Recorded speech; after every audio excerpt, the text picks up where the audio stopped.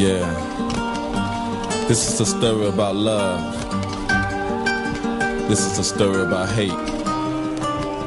When tolerance brings a tragedy, passion and pain, it's a thin line between what we get. So goes our story about Romeo and Juliet.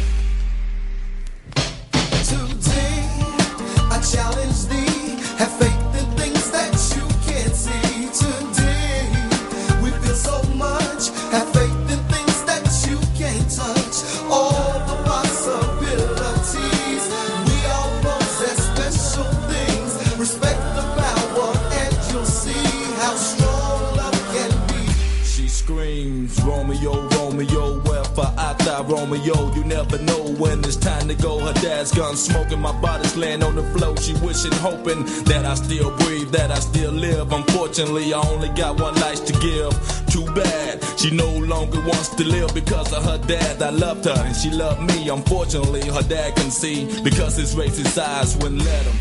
Now it's a thin line between love and hate, and Romeo and Juliet. As the father dealt the deadly fate, a tear for love, a tear for mad intolerance. Why holler since the people seem to let it go? A tragic ending, sending such a hateful message. Romeo, Romeo, let your soul go. Let it rise and heaven's gonna let you know that love is all we need. Today, I challenge thee, have faith in things that you can't see. Today, we feel so much, have faith in things that you can't touch. All the possibilities, we all possess special things. Respect the power and you'll see how strong love can be. We spent countless nights loving each other, holding each other, having fun, all without a fight. Now it's time to meet your dad.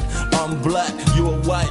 It's kinda sad, but something just ain't right. It ended in a flash. Romeo is now a memory, and Juliet is right by his side. Together in eternal rest, no more stress. Do you have it yet? Romeo and Juliet. Today, I challenge thee, have faith in things that you can't see. Today, we feel so much, have faith in things that you can't touch. All the possibilities, we all possess special things. Respect the power and you'll see how strong love can be. So how do you deal with pain?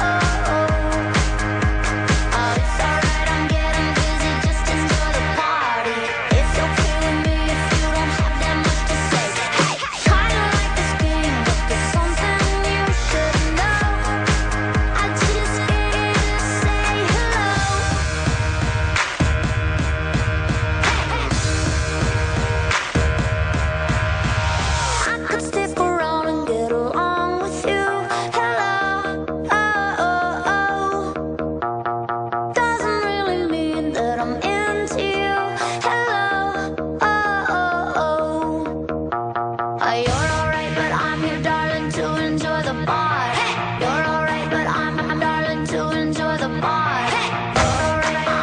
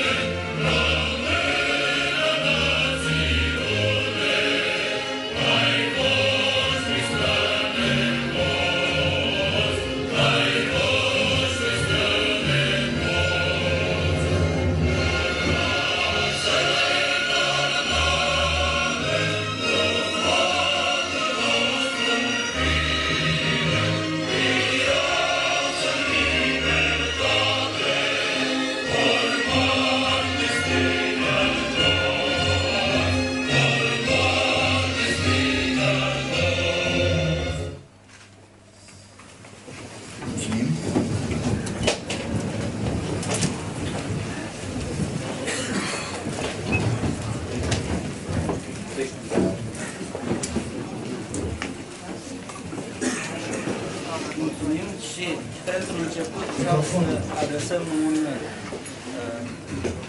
să adresăm calde mulțumiri tuturor celor care ne-au onorat cu prezența la ediția precedentă și ne dorim să ne aducem un pic aminte despre ediția de anul trecut.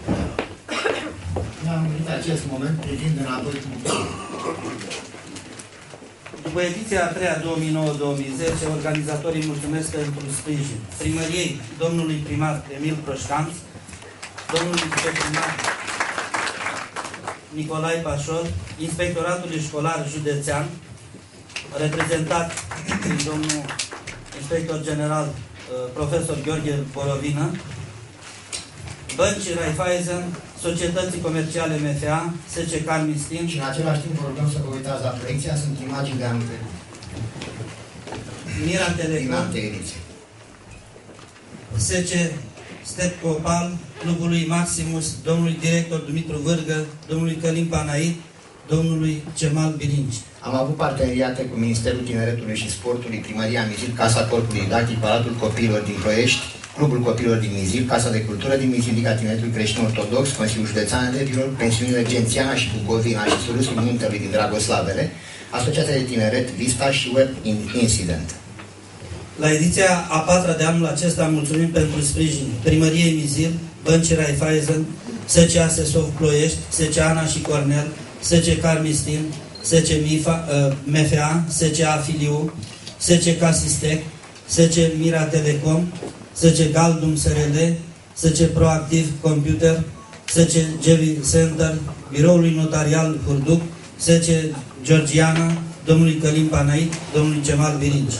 Mulțumim domnului Florian Bichir pentru consilierea mass media pe care ne-a acordat-o. Avem parteneriate anul acesta cu Departamentul Românilor de Dreptul Tineri, Inspectoratul Școlar Județean, Casa Corpului Didactic, Palatul Copiilor, Clubul Copiilor din Mizil, Liga Tineretului Creștin Ortodox, Casa de Cultură, Consiliul Județean Elevilor, pensiunile aceleași pe care le-am menționat, Gențiana și Muntelui și Web Incident. Invităm acum pe câțiva dintre cei prezenți anul trecut să spună părerea despre ediția precedentă.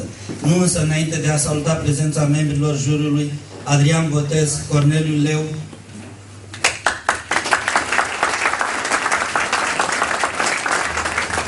Corneliu Berbente,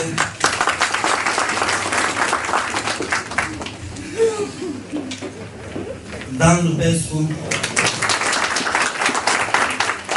Emil Proșcan, Ion Gusuioc și Nicolae Dragoș. Mihai Moleșar nu a putut veni, dar ne transmite că este cu inima aici. Semnalăm prezența pentru prima oară în sala de festivități a domnului profesor universitar dr. Ștefan Cazimir, din România, doctor în filologie din 1976 cu teza Aspecte ale comicului la Caragiale. 67. Da. E viceversa. Spiritul lui Caragiale nu e departe de noi. A fondat Partidul Liber Schimbist din România, inspirat din piesa O scrisoare pierdută a lui Ionuca Caragiale. Domnul Ștefan Cazimir a fost ales deputat pe listele Partidului Liber Schimbist și a continuat activitatea parlamentară din 1992 în Partidul Social Democrat, după fuziunea dintre cele două partide. A fost deputat în Parlamentul României în 3 legislaturi succesive. Salutăm prezența prozatorului Aurel Antonie și a poetului Spiridon Popescu, a jurnaliștilor Sorin Roșca Stănescu, profesor doctor, inspector general în Ministerul Educației, Cercetării, Tineretului și Exportului, Departamentul Învățământul Preuniversitar, coautor al volumului Personaje și personalități ale istoriei, volum donat la ediția precedentă atât bibliotecii noastre cât și cele a grupului școlar Tase Dumitrescu, absolvent al liceului nostru și al Universității București, Facultatea de Istorie și Filozofie, domnul profesor Doru Dumitrescu.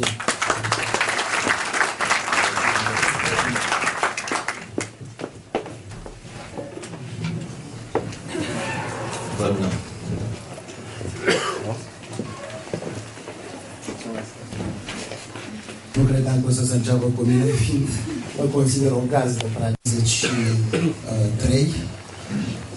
Și de fiecare dată când vin la aceste acțiuni ale liceului meu, pentru că este liceul meu și consider întotdeauna și totdeauna spus să puterea acest fapt, am emoții. Ce aș vrea să spun? Toate edițiile realizate de acest liceu sunt deosebite. Cea de anul ăsta mi se pare chiar mai deosebită prin personalitățile care participă, unele pentru prima dată și sper prin ceea ce va urma în timpul care urmează. Sunt, v-am spus, emoționat. Altceva vreau să spun însă. Anul trecut am avut printre noi o persoană care astăzi nu mai este și de care eu sufletește sunt foarte legat.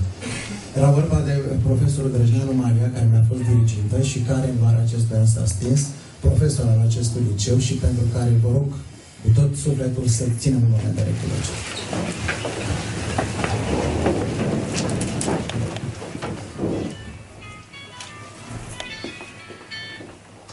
Vă mulțumesc.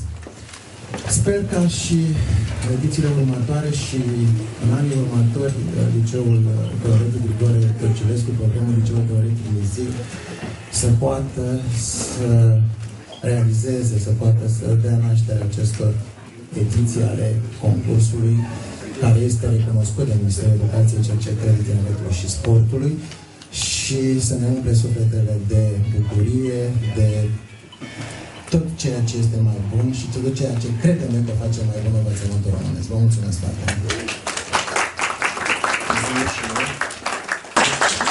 Domnul director, am avut o mică scăpare. Domnul George Stanca, lector, profesor universitar, doctor, care nu a fost anul trecut, e tot pentru prima oară